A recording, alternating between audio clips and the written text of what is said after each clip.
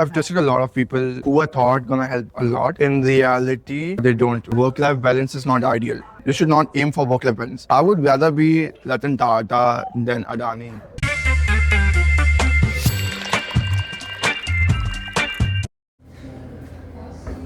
You're 24 and you just launched a prebiotic soda brand. What even is that? I'm Suraj, founder and CEO of Beverages. We are building India's healthiest form of sodas. So prebiotics are dietary fibers that we all consume on a daily basis. It's in this smoothie, it's in our food, and prebiotic are your food for your probiotics. So there are two things. Probiotics are your gut microbiome that exists in your large intestine, and your prebiotic is a precursor to your probiotic. If you have good amount of prebiotic, you have a good flow of bacteria. The prebiotic sodas are good for you sodas, which are even better than your 0-calorie sodas.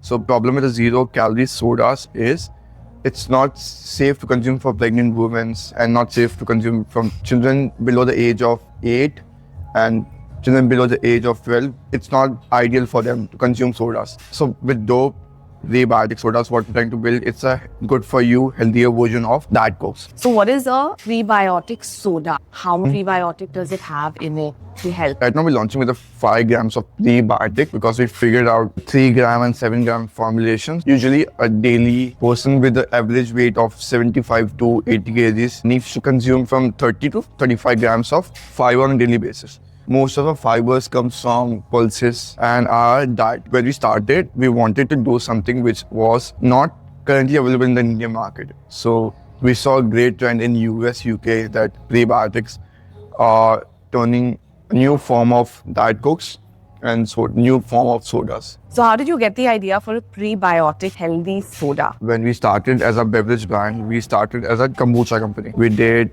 for 1 year, we tried to do kombucha, but healthier versions of kombuchas. So usually with the Indian kombucha market is 80% of the kombucha brands that you are consuming market themselves as sparkling tea. They're not real kombuchas. The kombucha that we get in Thailand, US, UK, it's very different from what we get in India. So we thought we had a huge upside because I used to work in a Michelin-star restaurant in Bangkok. So I learned a lot about fermentation, worked as a chef here as well. So I learned a lot about fermentation. It was a very interesting part of my life. Did kombuchas for 1 year, failed miserably. Then did live soda, which was our own fermented product that we developed. And we also trademarked the name Gingerbug Live Soda. It's still a trademark for us. And then we pivoted towards prebiotic sodas because we wanted to build something which tier 3 can consume. We don't want to build a tier 1 product which only top 1% have access to. We want to build something which can be consumed by every single person in India. For next 10 years, we are building a company like that. So it was an evolution over time. It was an evolution. From day one, we never thought we were gonna go towards this much hassle. I never planned that we would go to this much hassle to just get into the beverage market. It's very competitive because also of the GST. We have 40% GST on beverage. Try to tackle it every single day. And while the incumbents can lobby, we can't. You've interned at the Michelin-star restaurant Gagan and Ga in Thailand. Did that get you here? 100%, because when I started my internship, I never had a plan to come back to India. I started interning in Gagan. That opened a door for me interning at Ga. That Ga opened the door for me to work at Eka. And after Eka, I was planning to work in a restaurant called Noon. It was a fermented forward concept restaurant. It was a very nice concept, but couldn't do that. So after Eka, I started doing R&D for kombuchas. So yeah, after Eka, we did kombuchas, then did live soda and prebiotic as well. Gagan and Ga was a very important part of my life. My phone wallpaper is still Gagan's. I love him at the bottom of my heart. I love that person. What kinds of things did you take personally? A lot of things. I never used to take criticism in a very good way. If I could advise myself, a 21-year-old working in a Michelin-star restaurant, just carry less emotion. It's not that big of a deal.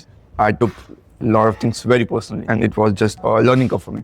I had a lot of fight, but built a lot of good relationship at Ga and Gagan. Even if I call somebody from Ga or Gagan who's working there, we're gonna chat for the next 1 hour. I love that both the places are very special to me. I couldn't be a good founder if I wasn't a good chef in that places. Do people take you seriously at 24? Yes, a lot of time, yes. Good part is right now there are a lot of startups founded by a lot of young people. So even people that I meet 19-year-olds, 16-year-olds building their own company. I've never really faced any sort of criticism regarding my experience. I do like experience, but I try to compensate with neuroplasticity, and I can learn a lot of things rather than an old person learning things from scratch. For me to learn, if it's single thing, is very easy. So neuroplasticity is a concept coined by a scientist in US that your brain doesn't stop developing. So it develops, slows down at the age of 14 to 36 is the best period that you can learn a lot of things. And your brain is able to accommodate and expand in that way. Has your dyslexia been a positive or a negative for you?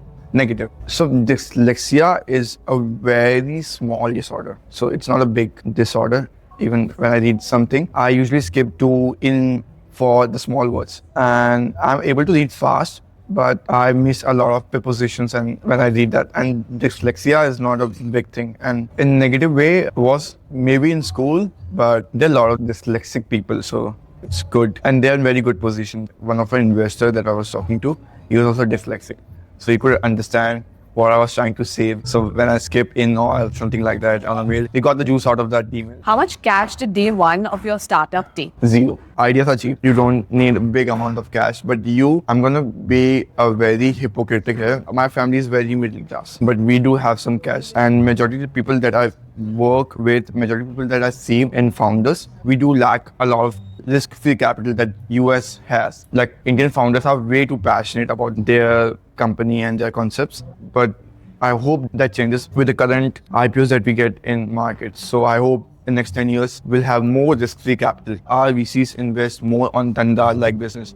They want to see you generating cash flow at certain point of time because their incentive aligned to that. When you say you invested 0 rupees on day one, what does that mean? Ideas are cheap. You can start whatever you want to have. So I sold a lot of my stocks to just get started. So I sold around 1.5 lakh rupees stocks of my own, which I was investing for last 5 years. And in reality, the stocks returns are not higher value that the young people that we see. And a lot of wrong financial information has been around that, Royal Enfield में 10 रुपए डाला होता, 10 लाख रुपए या 10 करोड़ होता. It's not that how the market works. Like, it's a lot of emotional game rather than the rationality in the stock markets is very low. It's a very emotional game. I went to a whole lot of journey. So I sold all my stocks, borrowed some money from my family, and last 3 months raised another round with my family as a pre-seed round. And right now we're raising a seed round with multiple VCs. So your initial investment was Zero. Right when you started? Yeah. So I did not go for a lot of hype building marketing. I wanted to see if there's a stickiness with the consumer that I was all testing with last 2 years. Last 2 years, I was testing the stickiness with the product. If people, without any marketing, can consume a product every single day and ask for it and maybe complain about the product. Maybe if they can criticize about the product, it means they're liking the product. If they can criticize your product in your face, it's mean you're very close to the ideal product that you're looking for. And I'm not that keen about lean startup way, but that's how the industry works. So yeah, you start very small and you gradually build something which is unique. If as an Indian startup, we had the risk-free capital that US has, we would be able to make way better brand than the current market because it requires a lot of R&D. So coming back to the question of how much did you invest initially? 1.5 lakhs my own, then around 5 lakhs for R&D. So I wasted a lot of money in kombucha, did a lot of R&D with live soda. If you need to start with building a brand, you need at least maybe in the range of 5 to 10 lakhs depending on the industry. What I mean by the industry, it requires a lot of R&D to build a brand because you can't slap somebody else's brand's R&D and just tape your name on it. That's not how the market works because market is very open about that. Your formulation is very similar to theirs and we are paying you some premium. So yeah, for a young founder, I'll say start with and fail. The learning that you get from that 1 lakh, spending that 1 lakh is way better than your most MBA colleges. Other than going for an business course, I would rather suggest work with founders, work with VCs. VCs are one of the best way to start. Rather than doing MBA and working in a consultant or IB, I would rather start a startup. MBA doesn't work like all the bookish knowledge and all the knowledge is very old. Like I think you should study the brand called 2 brands I would suggest, Subco and Super U. Those are the 2 brands that we look up to. I met the founders Rahul Reddy and Nikunj in a separate tech for them. But those two founders are very passionate about what they're trying to build, and they're very clear about it. And then we won't have that clarity on the day one, but as you speak to the people and as you spend time with your idea, we will have a lot more clarity when you spend the time with the product. I'm 100% sure. The Rahul Reddys and Nikunj are very well connected and very well founders. How do you decide where to spend and where to save? I made a lot of mistakes. We spent a lot of money on compliances initially, which were not required. Instead of money, we wasted a lot of time in chasing grants as a consumer founder. Grants are not ideal for the consumer founder. If people which are in tech on softwares or maybe deep tech, the grants are the way to go. But for the consumer founder, I wasted a lot of time chasing grants because a lot of people that I knew of had got grants. I spent a lot of money with some consultant to get us the grant. We're not able to get a grant. And What grants are these? Startup India Seed Fund grant, Nidhi Ayog's grant, Ministry of Electronics grant. The only incubation center that you should look out for, in my opinion, is NSRCL. It's in Bangalore. That's the best incubation center in the India. They are very good at mentorship, access to fund, access to grant, access to people. But so NSRCL and Dope, we couldn't align how we can get into. So usually they do a lot of grants in SaaS, a lot of tech, a lot of climate tech, sustainability, and we were not able to fit into any of those programs. But if you need any recommendation regarding incubation, NSRCL is where to go. If you need any numbers for NSRCL, they're very open. And I think you should reach out to NSRCL. Every single founder should reach out to NSRCL. Do you ever think maybe I'm not cut out for this? I was way too passionate to get started. I was way too passionate about beverages. I was way too passionate about dope in general. I wanted a dope to be in a very same position for next 20 years as Coke. I wanted an Indian beverage company to go global. That's my aim. And that's how we are building for. We are very slow in terms of our competition. There are a lot of on marketing and content. We are more of a distribution. We are thinking as distribution as a content in general. And our formulation is very different from our competitors. They went and copied a lot of US brands, and we did our own R&D, and we did spend a lot of time talking to a consumer that how are they liking the product? Is this a price point to go? Is this a packaging that you're liking? We asked a lot of questions to a set of consumers to get the grip of the market. And I don't think anybody's right or wrong regarding if you start a company, you are the best person to continue with. 0 to 1 is different, 100 to 100 is different, 100 to 1000 is different. I can understand that, but I have a lot of sympathy with the founding members of the company. What's one thing you've had to unlearn while building your brand? Work-life balance never existed when I was in culinary. It never did as a founder. What's one habit you've had to change while building your brand? You really have to get dirty. There's no easy way out building a company. You can't say I'm building on top of that. You sure can build for a short duration of the time, and you can make a lot of money at that short duration. But if you want to build something which is truly magnificent, there's a saying, what goes up very fast comes down very fast. So if you're building something new or something meaningful, plan in such a way that it takes like 20 years, 30 years, or maybe 50 years of your life. Like you should be open to that. And that's my whole idea. Like I've never thought of building something. So I was always way too passionate about dope as a brand. I wanted dope to be a global brand. And that's how we're building for it. The one thing that any person that is watching this video, work-life balance doesn't exist.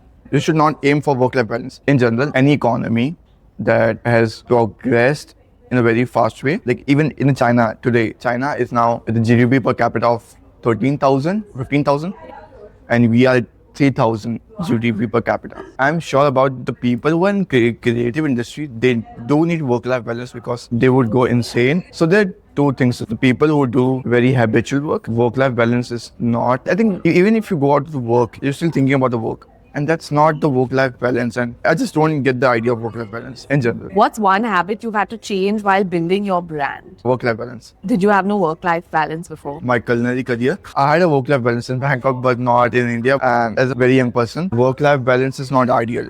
I don't think work-life balance exists in reality. What's one failure that has taught you the most? Do not trust people in just by how they articulate. That's the best advice. What kind of experience? I've trusted a lot of people who are thought gonna help a lot.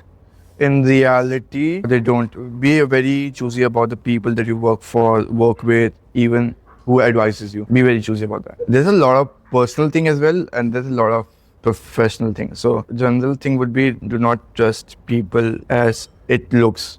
Like they're gonna frame it like the things are bad, but in reality, they don't have that skill to go ahead with whatever it is. I've tested a lot of people, and it has spat on my face. I spent a lot of money trusting people and expecting them to be professional about it, and with designers and people in creatives. Usually the only person who can be very creative and who can really understand is the founder. I don't, even with the current packaging, a lot of work is done by us. I had a long sleepless night designing my own thing. So do not trust a lot of people until you test them with certain amount of certain thing. What's one assumption you had about startups that turned out wrong? The Indian government bought ज़्यादा grant देती है India में. There's a lot of politics when it comes to grant. I've seen a lot of consumers, tech and consumer brand company also get the grant, but you need a lot of internal connections to get that. It's not worth it. In reality, it's not worth it. I would rather chase my consumers, chase some incubation centers. There's a lot of politics. It seems very lucrative. Ye documents kar lo, you get a grant. It's not that. Do not trust the consultancy who sells you the idea that you're gonna get the grant. I spent a lot of money and time over that. How much time have you spent? 6 months just to get 20 lakhs of grant and did not even get very close to it. What's one feedback that has really stung but also really helped? A lot of people don't like to say in front of your face, but the opposite is, even if you crack a product, even if you crack something that consumers really want and they talk behind you about the product in a very good way, you're gonna have the best feeling in the world. Focus on consumer that can be really open about it and candid about it. Every feedback doesn't have the same value. With the kombucha, when we came to our senses, we closed the kombucha and with the light soda. So we saw that there's no huge demand in both the spaces, in the fermented beverages spaces. It was good eye-opening. It did not really stuck to us that much. And we did not really care about at that point of time. We always thought we were going to build a probiotic thing first, then prebiotic, but we had to switch towards prebiotic first. What's one mistake that can kill a new business fast? Spending too much money on marketing. So if you don't spend on marketing, how do you get the word out there? People talk. People really talk. If their product is good, let's imagine Sabco did really good coffee and they got natural word of mouth. They did not spend that much on marketing. They spent a lot of their money on branding. We were very clear about that we don't want to hire any agency for marketing as such. And I do not believe in performance marketing in general. I hate performance marketing. That's now how businesses work in reality. So that's why we never did D2C kind of thing. Spending too much money on people as well. Even at this stage, we are very skeptical about hiring somebody who at 30 lakhs, 40 lakhs, 50 lakhs. We want to hire a few people at that line, but be very skeptical until they've proven their trust and proven their expertise, until you get at that point. Because a lot of people from consulting IB want to join your startup at that, but be really choosy about that. They're very sweet. So people who are in consulting in IB are very good at articulating themselves as well as speaking a lot about them, their journey, and we're gonna fall in love with them 100%. But when it comes to skill, when it comes to connection, they are not. Like with us, now we are hiring a salesman at 7 figures because we have seen his connection, we have seen his passion, we have worked with him at 6-figure salary, and he has shown that he has a value of 8 figures. Until you get the guy who has a value for 8 figures, it's not that ideal to spend a lot of money towards people until that you are really, really sure. Because firing a person that you have hired is going to be the hardest part of the job as well. Because when you're a young founder, you think about doing a lot of things, because as a founder, you need to crack branding, marketing, positioning, pricing, product, people. You have to crack a lot of things. And there's one thing which is important: product. And as a young founder, I made that mistake of focusing on every single thing, getting your hand dirty. Like I learned the skill of designing as a founder. I've designed a lot of stuff that people really loved.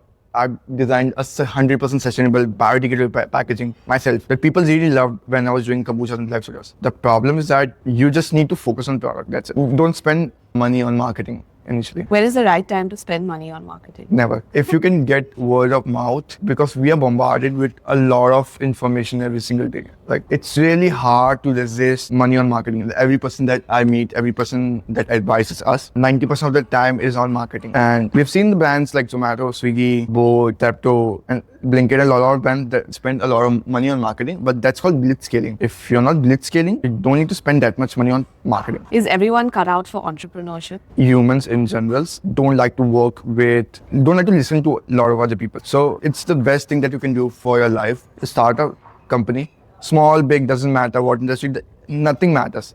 If you can work for yourself, I think you can sustain yourself. So a lot of consultant that we do, a lot of consultants that we hire are the people who are building on themselves rather than working for any big consultancy firm. So independent consultant are the best thing. I think every person should try it, and every person is gonna become an entrepreneur, 100%. Entrepreneurship is the way to go. It's a very lonely journey initially, but you get the hang of it. In 2 years or 3 years, you're gonna get really normalized regarding the loneliness. But it's very rewarding. People that I meet as a founder are a lot of rich folks that we see on camera. When I meet them in person, it feels like very surreal for me. It does energize you to build something. What's one skill every entrepreneur should learn? Storytelling. Because we have seen a lot of people globally who are very good at storytelling. You can also lie while you're storytelling. Storytelling as a founder really helps you sell the idea, sell the product, and maybe sell yourself as well in the process. So yeah, storytelling is something that I'm also learning. I'm in very early stages of storytelling, but I think storytelling as an Indian founder, I think we should learn from the world. So how do you learn storytelling? By being very authentic about it. So for me, the storytelling skill comes from authenticity, from being a real person and a very secure person. I think storytelling is done right when a person is very secure, very confident, and very real about their thing. How do you stand out in a sea of startups? Branding, you can stand out via branding, you can stand out via storytelling as well. You can stand out via positioning. Good part is you don't need to stand out. जितना लोगों को नहीं पता उतना अच्छा. But as brand के बारे में बताओ, as a person who's operating, I would rather be very silent about it. But current nature of our startup is that I need to be very active on social media or active in general as a person, because I'm very laid down, low key person. I don't do a lot of things. I don't like to travel. I don't like to party a lot. I don't like to drink. I don't like to socialize. I don't like to hang out with a lot of people. So how does your brand stand out in a sea of startups? By eliminating what 90% of people are doing. Take here a brand called Alien Kind. So check them out. So they're like QSR chain, but how they build their brand is fantastic. You can learn a lot from Alien Kind's branding, how they position themselves. If the market is saturated with graphics, you go minimal. If the market is minimal, you go with maximalism. If the market is too into maximalism, you find out futurism. If the market is futuristic, as a lot of futurism in the packaging or in the branding, you go towards Indian maximalism. Do the opposite of what everyone else is doing. Yeah, and it's very hard to do that क्योंकि probably market वो चीज़ को देख के बड़ी हुई है और आप एकदम पूरा यूनिक कर रहे हो तो association भी बहुत प्रॉब्लम होता है कि people can't associate with you और जो rebellious होंगे younger generation होगी वो हो जाएगी पर let me take example of Maggie and Wicked Good. Maggie graphics, yellow packaging. Wicked Good, pastel colors, very minimal in design. I love Wicked Good. My family loves Maggie. My father gravitates towards Maggie. Do you want to prove something or just build something cool? I would rather sit silent and build something than prove anybody. I would rather be Ratan Tata than Adani. So that says a lot about how we're trying to build. We would rather go slow. We would rather see the market mature than go about it. That's my idea, my opinion. And I'm very opinionated on a lot of things. So that's told me I'm 100% wrong about a lot of things. But let's agree to disagree. What's one myth about soda that you're breaking? Sodas are unhealthy in nature. Sodas are not unhealthy in nature. Like they have a pH of 3 to 4. Usually your stomach acid has a pH of 1.2 to 2. While we understand it's quite far from our ideal, but the ingredients that we are using in particular are very top notch. So whatever soda that you consume has a lot of natural ingredients. That's why you get a stigma of unhealthy. That's why they do the marketing for celebration or indulgence. That's why we say we are the healthiest form of sodas, and that's how we're trying to build it. What's your favorite piece of advice ever? Don't listen. Don't listen to who? किसको भी अरे मतलब ज़्यादा ये है कि मैंने बहुत चीज़ें बोला था ये होगा क्योंकि सिचुएशन टाइम पोजीशनिंग चेंज होती रहती है. What they did a mistake is कि उनकी पोजीशनिंग उनकी टाइमिंग नहीं होगी. While you are very different, please don't listen to 90% of the podcasts that is available in India or wherever it is. Don't listen in general. बहुत सही होता है. मतलब खुद से मिस्टेक होगी तो बहुत मजा आएगा. और even if you listen, you're not gonna agree and you're gonna make mistake. Rather make mistake while disagreeing. Awesome. Check. Say something. Hello, कैसे हो आप सब? Say something in your normal voice. अच्छा ठीक है.